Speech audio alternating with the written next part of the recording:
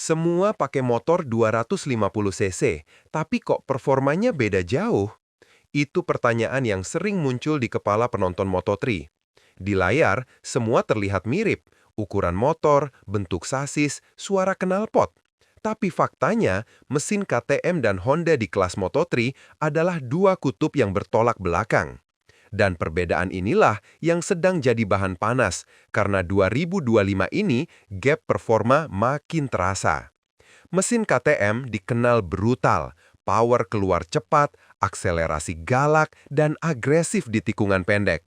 Sementara Honda halus, linier, stabil, tapi kadang terlalu jinak. Jadi, siapa yang lebih unggul? Tergantung siapa yang menungganginya dan di sirkuit mana. Tapi tunggu dulu, ini bukan sekedar soal horsepower. Ini soal filosofi pabrikan. Dan sekarang, dua raksasa teknologi ini masuk ke medan perang tak kasat mata. Setup, distribusi torsi, engine braking, hingga mapping throttle yang tak semua orang tahu. Dan inilah awal dari perang teknologi yang mulai terasa dampaknya di kejuaraan Moto3. KTM bukan main-main soal balap. Di kelas Moto3, mereka dikenal sebagai pabrikan dengan mesin paling agresif. Output tenaga KTM meledak di RPM tengah, membuat motor terasa seperti dilempar dari tikungan ke lintasan lurus. Akselerasinya brutal, dan itu jadi senjata utama. Tapi, di balik keunggulan itu, ada tantangan besar. Karakter mesin yang liar membuat motor KTM susah dijinakan. Rider harus paham kapan buka gas penuh dan kapan menahan torsi biar nggak oversteer. Salah sedikit, high side. Namun, tim KTM tahu cara menyiasati itu. Mereka mengandalkan teknologi elektronik yang lebih fleksibel. Throttle mapping bisa disesuaikan per sektor sirkuit. Engine braking disetel beda di setiap lap. Traction control lebih adaptif, meski tak sekompleks kelas MotoGP. Ditambah lagi, tim-tim seperti Red Bull KTM Ajo punya data bertahun-tahun dari rider top seperti Pedro Acosta, Jaume Masia, dan Raul Fernandez. Artinya, mereka tahu titik lemah lawan. Mereka tahu kapan harus menyerang. KTM bukan cuma punya mesin kencang, mereka tahu cara mengoptimalkannya. Dan itu yang bikin tim-tim pengguna Honda mulai merasa tertekan. Honda punya pendekatan berbeda. Bukannya bikin mesin brutal, mereka justru mengutamakan presisi, kontrol, dan konsistensi. Tenaga Honda lebih halus, power keluar stabil dari RPM rendah hingga puncak. Ini membuat rider lebih mudah membaca respon mesin. Keunggulannya, rider bisa lebih tenang di tikungan cepat. Honda juga unggul di sirkuit yang punya banyak sektor flowing, seperti Phillip Island, Sepang, atau Mugello. Di sirkuit-sirkuit ini, power linear Honda bisa dipakai maksimal, mulus tapi tetap kompetitif. Tapi, kelemahannya juga kentara. Di sirkuit stop and go seperti Sachsenring atau Austria, Honda kerap kalah start dan struggle saat akselerasi pendek. Para pengamat menyebut Honda terlalu ramah. Mesinnya memang nyaman, tapi di level Moto3 yang keras dan penuh kontak, kenyamanan bukan segalanya. Namun, Honda punya satu senjata, daya tahan. Mesin mereka dikenal lebih stabil saat long run, jarang overheating, jarang drop RPM. Dan itulah kenapa tim-tim seperti tim Asia masih bertahan pakai Honda. Pertanyaannya, apakah stabilitas cukup untuk kalahkan kekuatan brutal KTM? Kita tinggalkan teori. Sekarang kita masuk ke fakta luar hairpin. Tapi di Mugello, sirkuit cepat dan mengalir, Honda berhasil curi waktu di sektor 3-4. Artinya, karakter sirkuit sangat menentukan. Data juga menunjukkan bahwa KTM unggul di lap-lap awal saat ban masih segar dan grip maksimal. Tapi setelah lap ke-12, performa mulai fluktuatif. Disinilah Honda bisa masuk. Motor yang lebih stabil bikin rider Honda lebih percaya diri late braking dan menjaga ritme. Beberapa pengamat bahkan menyebut duel ini seperti sprinter versus pelari jarak menengah. KTM eksplosif, Honda konsisten. Tapi yang menarik, di musim 2025, KTM mulai memperhalus mapping mesinnya, sedangkan Honda diam-diam meningkatkan akselerasi bawah. Kedua pabrikan mulai saling meniru, dan itu pertanda jelas perang teknologi sudah makin halus. Dan inilah yang bikin Moto3 jadi ajang uji coba teknologi masa depan. Sekarang kita dengar dari orang yang benar-benar menunggangi motornya, para rider. Mayoritas rider muda bilang, KTM itu seperti kuda liar, kalau bisa jinakan, kamu bisa menang balapan. Sementara rider Honda bilang, motor ini kasih kepercayaan diri dari awal, tapi kalau kamu ingin push ekstra, kadang butuh usaha lebih. Pedro Acosta saat masih di Moto3 bahkan pernah bilang, motor KTM menuntut kamu jadi agresif sejak lampu start mati. Sedangkan Ai Ogura, jebolan tim Honda Asia, menyebut, motor Honda bikin kamu berpikir lebih strategis. Kamu bukan cuma ngebut, tapi mikir posisi. Dari sini kita tahu, pilihan motor bukan cuma soal kecepatan, tapi soal gaya balap, filosofi, dan karakter pembalap itu sendiri. Rider agresif akan cocok dengan KTM. Rider yang penuh perhitungan cocok dengan Honda.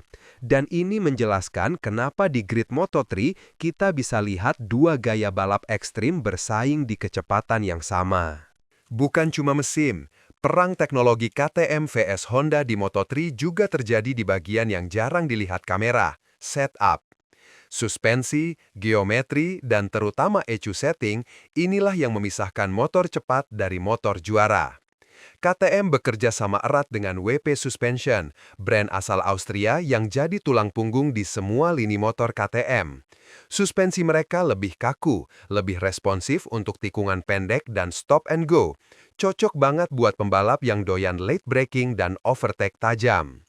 Di sisi lain, Honda mengandalkan Showa dan karakter suspensinya lebih compliant, smooth tapi bisa dipaksa jika tahu caranya.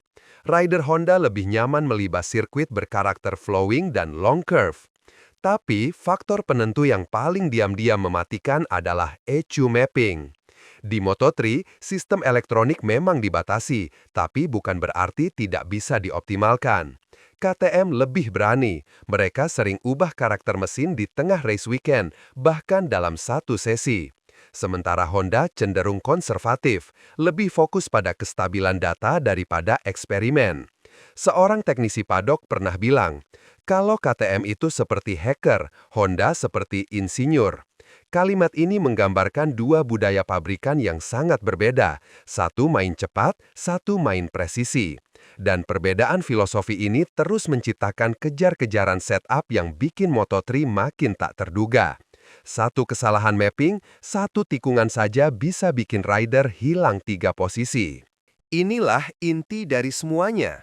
Perbedaan terbesar antara KTM dan Honda bukan di mesin, tapi di filosofi. KTM dikenal sebagai pabrikan yang percaya bahwa agresivitas adalah kunci. Semua produk mereka dari Moto3 sampai MotoGP punya ciri khas, liar, kuat, dan menyerang. Mereka bangga pada power delivery yang brutal dan setup yang menuntut fisik rider. KTM percaya, kalau kamu bisa menaklukkan motor ini, kamu bisa menaklukkan siapapun. Sebaliknya, Honda berakar pada prinsip Jepang kuno, kesempurnaan lewat kontrol. Setiap motor Honda lahir dari kalkulasi teknikal, bukan emosi. Mereka lebih suka motor yang mudah dikuasai tapi sulit dimaksimalkan, membuat rider tumbuh lewat proses. Filosofi ini berdampak langsung pada gaya pengembangan tim. KTM suka rekrut rider muda agresif, tipe gas dulu, pikir belakangan. Honda cenderung pilih rider cerdas, strategis, dan tahan tekanan. Dan hasilnya terlihat di lintasan. Balapan Moto3 jadi ajang pertarungan dua pendekatan hidup. Berani menyerang cepat versus tahan diri sampai saatnya menghantam. Ini bukan cuma soal teknologi, ini perang ideologi di atas lintasan 250 cc. Fakta yang jarang dibahas. Mesin mana yang lebih efisien secara jangka panjang, KTM atau Honda? KTM dikenal lebih mahal dalam pengembangan awal. Teknologinya canggih, komponennya sering ganti tiap seri, dan partsnya nggak murah. Tapi mereka punya keuntungan, support penuh dari pabrikan. Tim-tim seperti Red Bull KTM Ajo punya akses langsung ke data pabrikan, jadi semua investasi terasa sepadan. Honda relatif lebih hemat. Mereka punya jalur distribusi spare part lebih luas dan komponennya lebih tahan pakai. Tapi konsekuensinya, beberapa tim satelit merasa tertinggal dalam urusan update teknologi. Beberapa tim bahkan menyebut, kalau kamu bukan tim utama Honda, kamu harus sabar. Itu artinya, tim-tim kecil lebih tergoda pindah ke KTM karena dijanjikan data yang lebih cepat dan pembaruan lebih rutin. Namun, soal kestabilan Honda tetap rajanya. Mereka jarang bikin tim gonta-ganti mesin, relasi panjang, minim drama. Dan buat tim-tim dengan sponsor terbatas, ini jadi faktor penting. Jadi, kalau bicara soal sustainability, Honda menang. Tapi kalau bicara gelar juara dalam 2-3 musim cepat, KTM bisa lebih menggoda. Mari lihat statistik. Dalam 5 musim terakhir Moto3, 2020 sampai 2024, dominasi KTM cukup mencolok. Juara dunia Moto3, 4 dari 5 musim diraih rider KTM. Jumlah podium kumulatif, KTM unggul jauh. Pole position, KTM sering sapu bersih di sirkuit pendek menengah. Fastest lap terbanyak, KTM memimpin di hampir semua lintasan stop and go. Tapi, jangan buru-buru simpulkan Honda kalah. Honda punya keunggulan di klasemen tim dan konsistensi rider. Mereka berhasil membawa lebih banyak rider ke 10 besar klasemen akhir meskipun jarang juara. Itu menunjukkan satu hal, KTM sama dengan spektakuler. Honda sama dengan stabil. Dan menariknya, di musim 2025, performa mulai merapat.